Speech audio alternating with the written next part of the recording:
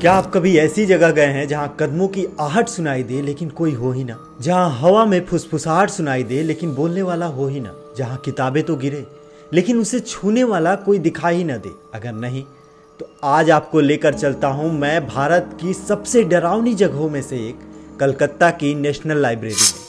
नमस्कार, मैं हूं पीयूष सिंह और स्वागत है आपका मेरे चैनल रात का रहस्य में। कोलकाता में 1760 में मीर जाफर ने कई बिल्डिंग्स बनवाई थी। उसी में से एक है बेल्वेडियर हाउस, जिसमें अभी नेशनल लाइब्रेरी है। बेल्वेडियर हाउस मीर जाफर ने इंडिया के पहले गवर्नर लॉर्ड वारेन हेस्टिंग्स को गिफ्ट किया था। बेल्वेडियर हाउस में कई गवर्नर्स रह चुके हैं। उसी दौरान ये लाइब्रेरी कभी ब्रिटिश गवर्नर चार्ल्स मेटकॉफ का निजी महल हुआ करती थी। क्योंकि ये जगह बहुत शांत थी, इसीलिए उनकी वाइफ को ये जगह बहुत पसंद थी और इसीलिए आज भी मौत के बाद उनकी वाइफ की आत्मा यहीं पे भटकती रहती है। एक बार की बात है, एक सिक्योरिटी गार्ड की नाइट ड्यूटी थी।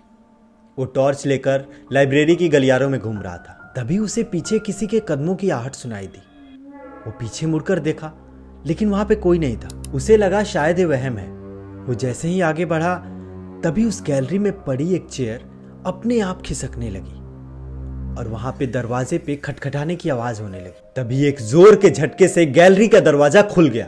वो गार्ड चिल्लाते हुए वहां से भागा और दोबारा कभी लौटकर उस जगह पे नहीं गया। इस लाइब्रेरी के नीचे कुछ सुरंगें भी हैं जिसमें आत्माएं भटकती रहती हैं और इसीलिए यहाँ पर किसी को भी जाना मना है। ब्रिटिश काल के दौरान इन सुरंगों को बनाया गया था जिसे युद्ध के दौरान यूज किया जाता था। लेकिन इतिहासकारों का माने तो यहाँ पे कितने ही लोगों को दफनाया गया होगा और इसीलिए यहाँ से हंसने की, रोने की, लोगों के होने का एहसास होता है। कुछ रिसर्चर और स्टूडेंट्स ने इस बात को झूठा साबित करने के लिए एक दिन रात को यहीं रुकने का फैसला किया। स्टूडेंट्स लाइब्रेरी में बैठ के पढ़ाई कर रहे थे।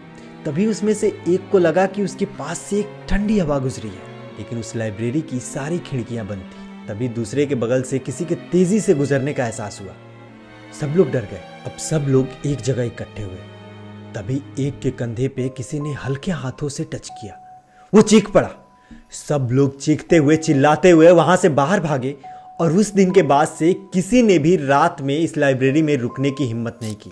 ये नेशनल लाइब्रेरी सिर्फ किताबों का भंडार नहीं है, ये इतिहास का कब्रिस्तान भी है। क्या आपको अगर मौका मिले तो आप इस लाइब्रेरी में रात को रुकना चाहेंगे? कमेंट सेक्शन में ज़रूर बताइएगा। मिलते हैं अगले हफ्ते किसी और कहानी के साथ। तब तक के लिए इस वीडियो को लाइक करिए, शेयर करिए और इस चैनल को सब्सक्राइब करिए। नमस्कार।